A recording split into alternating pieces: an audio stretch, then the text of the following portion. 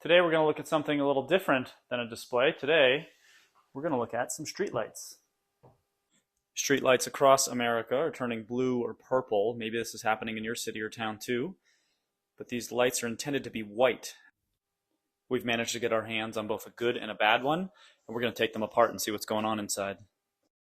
So today we're going to investigate some streetlights. We have both a good street lamp here and one that's failing and turning to a different color. We're going to take a look at what causes that and what possibly could be done to fix it. So let's get into it and take a look at how different each of these lights look when we light them up. I've got some blue blocking glasses here because I expect this to be quite bright. Here on the left, you can see a good street lamp. I don't know how well this will come across in an iPhone, but it's a nice white light. These are blue LEDs with a yellow phosphor on them. And then in the failing street lamp, we'll get some photos of this too. You can see it's very blue, almost pinkish in color. So these two street lamps came from Phoenix, Arizona, but in cities across the country, at least you can see this same effect as you drive around. So we're going to take a look at what's causing this and how we can fix it. So there's 4 topics we're going to talk about today. First, we're going to measure the lamp light output. We're going to look at what's going on inside and why it's failing. We're going to see how the new lamps change compared to the old lamps, and we'll propose a quick fix to make this lamp almost as good as new again. So in this video, you can see on the left, the lamp is a nice white color. These are blue LEDs with a color conversion phosphor on top, give you that white light. On the right side, it's mostly blue. There's a few LEDs in this failed street lamp on the right that still look like they're producing white light. It's a little funny with an iPhone camera with auto contrasting and everything like that to get a good visual, but I think you can see what's going on here. In order to more quantitatively evaluate the light that's coming off of both the good and the bad street lamp, we can use this USB spectrometer from Avantes. And if we turn on the white light, the good street lamp, we put our spectrometer over the top and measure the light coming out, we get both blue and phosphor converted yellow light to give us a nice white light. Now, if we do the same thing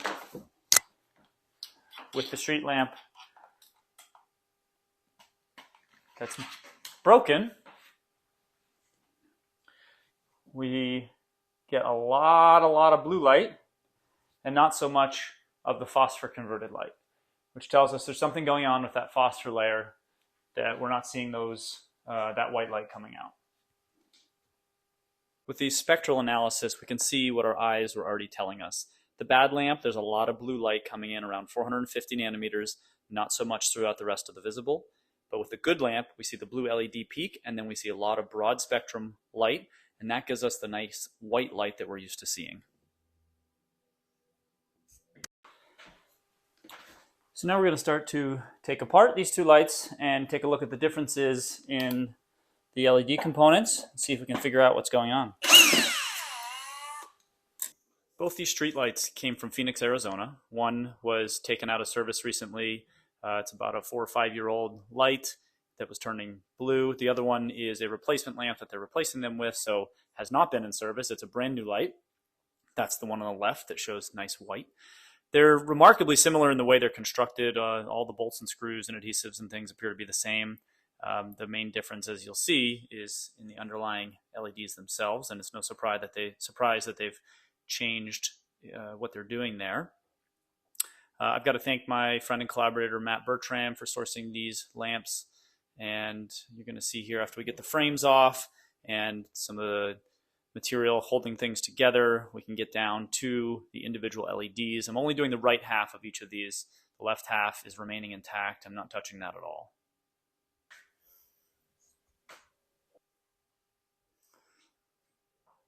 So on the white LEDs, the good LEDs, we can see covered in a yellow phosphor here. This is the good lamp. And on the one that's broken, you can see that a lot of these have the phosphor missing. We can see the shimmer of the LED itself. The phosphor layer on top of each LED is gone. And some of them it's partially intact, but for the most part, that phosphor layer on top that's giving you the white light has been removed, delaminated, chipped off, whatever it may be. In the microscope images, we zoom in on what this layer actually looked like. In blue excitation, you can see kind of the different colors. You see a little pink in there, maybe from the red phosphor as well as some yellow. Under UV excitation, you really see the red phosphor. So it's probably a mix of both a broad yellow phosphor and a red phosphor in this matrix. I suspect it could be a CTE mismatch, thermal expansion differences between the LED and the phosphor layer that are causing this delamination, but I don't have any data to support that yet. So now that we've got each board taken apart, we can actually see the LEDs underneath. Here are the LEDs that did not, that showed blue light that did not have full color conversion, kind of a bluish purple hue to the lamp. You can see there's this yellow phosphor all around that has fallen off the LEDs. And if you look at the other one, this is the good light. You can see that each of them have phosphor. And actually there's this little, let's see if I can get it, this little dome lens over each of them too. So it looks like they've changed the design from this old style to the new style. Now these acrylic pieces on top are a combination of lenses to spread out the light and put it in a certain direction, because these are street lamps. They actually have a directionality to them. And there's only very slight changes in those from what I can see from the bad lamp to the good one. But you can see that the main problem is the phosphor has come off these LEDs. There's a few types of LEDs that can be used in lighting products. In this one, we're seeing a chip scale package on the bottom here where the phosphor is directly coated over the LED dye. And that's the phosphor that's popped off or delaminated from the LED dye. In this image, you can see that there's different rates or different amounts of phosphor that can be delaminated. Some of them are completely removed, other ones are still intact, some partially. And that gives you this mix of blue light as well as some of the color converted light. We're not the first to report this. Plenty of people have looked at this. I encourage you to check out this video from Lynn Davis, Steve Paolini, Morgan Pattison, and Troy Trottier. They've really looked in depth at why these LEDs are failing, and I encourage you to check that out. So this is the good working LED. And you can see here this lens on top of the LED. I've removed it from the one over here on the right. You get this little rubber lens that has the phosphor layer underneath.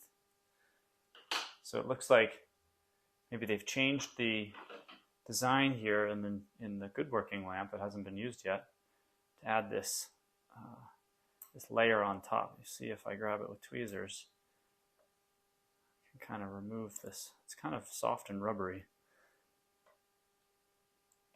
So I can sort of pick it off. Yeah, it's not working well with that one.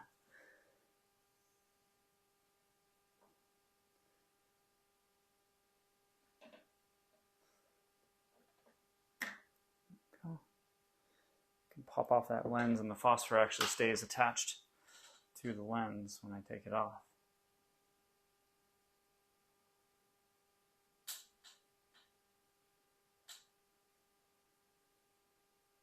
And if I turn the light on, you'll be able to see,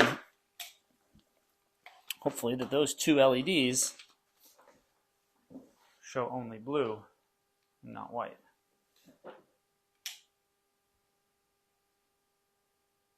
Kind of hard to see, but two LEDs on the right, front right, are just blue.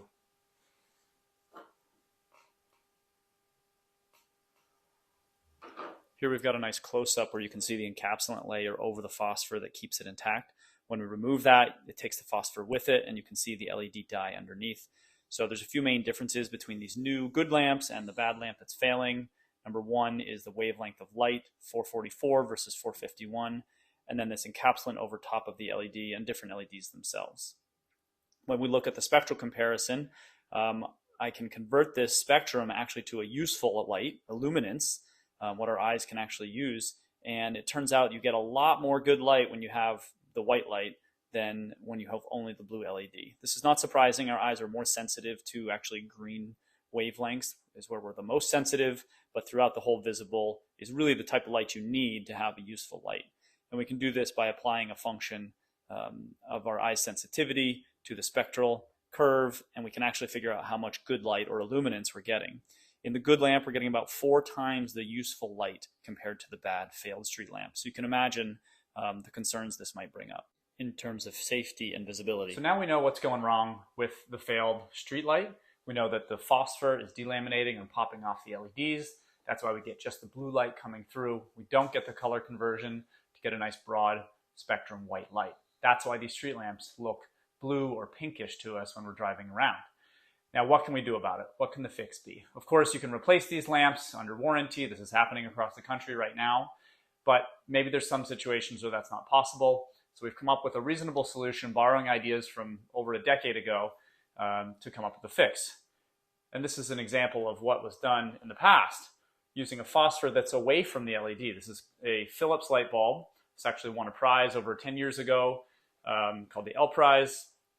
And they used a remote phosphor part, that's the yellow plastic right here, and inside this is blue LEDs. We're going to use the same concept of a remote phosphor to change this broken lamp into a good working lamp again. So here's a little diagram to explain what we're doing here. You can see the phosphor cap on the left in the original design gives you that nice broad white light. That's broken off in the broken layer. And so what we're going to do is we're going to borrow from the remote phosphor design and paint a phosphor layer on top of this lens that's away from the LED. So the broken phosphor that's on there isn't doing anything, so we're going to replace it with some new phosphor. So here I've actually started to formulate a little bit of phosphor paint, if you will. This is YAG phosphor. It's a broad yellow phosphor. I've mixed that with this UV resin, UV curable resin. And so it's kind of this viscous clear resin. It should have good stability in terms of environmental stability, although we didn't really test it in this video. Just using a simple paintbrush here after I've mixed the two together and a little UV lamp, and I can paint these on the acrylic lenses that are over top of each of the LEDs. My assumption here is that most of the light is going to be coming out those little curved lenses, and so if I paint the phosphor on that, I'll get a fair amount of color conversion from blue to white light, and we'll start to get back now the broad spectrum white light that we need, that we're all used to when we look at streetlights. I mean, the purpose of streetlights to be in our lives are to improve our visibility at night, right? And so when these are blue, we don't get that. You saw that from the kind of amount of useful light. When it's just a blue LED up there on a streetlight, it really doesn't make things look good. You have trouble telling what color things are. There's not as much light, not as much useful light coming out. And so really having the broad spectrum white light is necessary for these street lamps. So it's a concern that they're failing. And I live around the Boston area. I see them all over the place here. I know Matt is in the Phoenix area, and that's where these lamps came from. And we see them all over the place there. This can be in neighborhoods, can be in industrial complexes, parking lots. I think as you start to look around, once you're aware of this problem, you realize how big of a problem it is. It's really seen everywhere. So we go through and we paint each one of these lenses with a nice thin layer of phosphor. You can see it looks nice and yellow once we're done with it. I'm curing it with a little UV lamp here that hardens it. Probably not getting a full cure here, but once I light the LEDs up and once it sits for a little while, it's a pretty hard material over the top of each of these lenses. So hopefully this gives us a nice broad white light. This YAG phosphor is a very cheap phosphor, well known. It has extremely high efficiency that absorbs blue light well and that emits throughout the visible. It's the workhorse phosphor in the lighting industry today.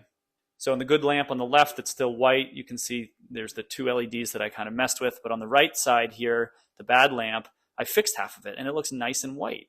Now I've added a second layer of YAG phosphor here, and that really gets us to a color point that's more desirable. So we now have half of this bad light covered in YAG phosphor to give us some better white light out of that half, and half of it maintaining the broken blue LEDs. And we've got this wired up such that we can actually light up selectively either the left half or the right half. So we can measure the part that has the phosphor added and the original part that's failed. So if we turn this on, we've got the original failed part that's mostly blue. I've hooked up my spectrometer to this jig so that I can hold it at a consistent height, and I can measure the spectrum of that right half of the lamp. Turn that off. I do some very simple rewiring here, and I can light up selectively now the left half of the lamp. Okay. Now again, I can measure with my spectrometer with the same offset. So I'm getting as reproducible and consistent results as possible from the left and the right half. And we can see the difference between the phosphor-coated and the non-phosphor-coated fix for these LEDs. So let's look at the data again. The spectral analysis shows us a significant decrease in the blue light output, which is exactly what we'd expect, and a bump up in the broad white light from our YAG phosphor. And you can see that as we add the second layer, that goes up even higher.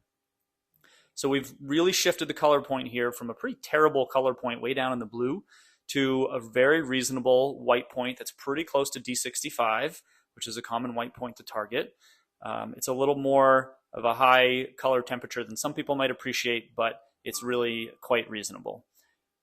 Importantly, we see now over a 6x improvement compared to the right half of the lamp in useful light output. That's really important. All right, now I want to look at something really cool, which is how colors will render under the different lighting environments. So here's a simple piece of paper with green, red, and blue on it. I've got my normal lights on. You can see it just fine. And now we're going to look at what this looks like under the blue lights. So I'm going to actually turn the camera up towards the ceiling so I can hold this up, and you can see what it looks like when it's illuminated by the blue lights. I'm going to turn the lights in the room off.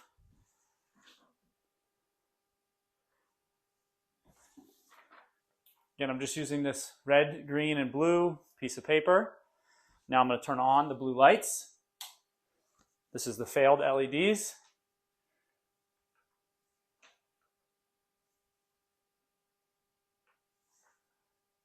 If you look at the piece of paper, you'll notice that it's pretty much all grayscale.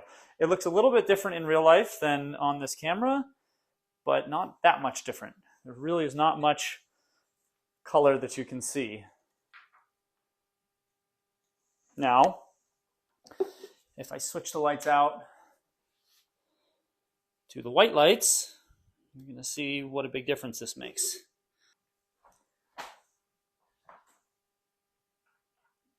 Now with the white lights, we can now properly see all three colors pretty clearly.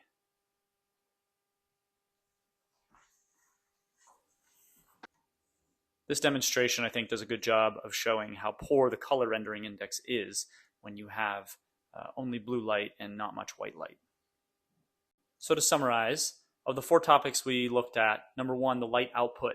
The broken lamp has lots of blue, very little white light. That's not good for visibility. The good lamp has a healthy mix of the blue and white. In the teardown, we could see that the phosphor layer on top of the LED is what's failing. It's popping off. The underlying blue LEDs themselves appear to be working fine. None of those showed any issues. In the new lamps, they changed the LEDs to a new type of LED. They add some encapsulant over the phosphor layer that helps keep it intact. Very little change overall to the hardware or the lenses, and this provides about a 4x improvement over the broken lamp in terms of light output, useful light output. The quick fix that we developed, painting this YAG phosphor on top of the lenses as a remote phosphor part, it works very reasonably well. We get a nice white color point. It improves the illuminance by 6x over 6x compared to the uncoated half of the street lamp. And the color rendering is significantly improved as seen in the demonstration. I'm really happy with how this fix turned out. We learned a lot about why these lamps are failing, came up with a nice fix with this yellow phosphor on top of the remote part. It's something you could totally do without taking the whole lamp down. If we had some sort of spray, maybe it would be easier, but painting this stuff on really wasn't that hard. And I've got to point out, we did no reliability testing on this whatsoever. So there's a reasonable chance that This solution could also fail in a different way compared to the phosphor delamination. Maybe this turns brown, maybe it chips off over time. So it's probably not a good long-term fix, but it could be a good quick fix if you're on a budget, if you don't have access to a backup lamp, if you need a temporary solution as a stopgap. This could be a pretty reasonable fix to your problem with these failing LED street lamps. I've got to thank a few people here. First, Matt Bertram, who did a lot of the work behind the scenes to source these lamps and helped out with some of the analysis. Intomatics, who gave us the YAG phosphor to put on top of this lens to make the color conversion happen. Avantes, who has the USB spectrometer that I've been using in this video and all of my videos. And thank you guys for watching so much. I hope you learned something today.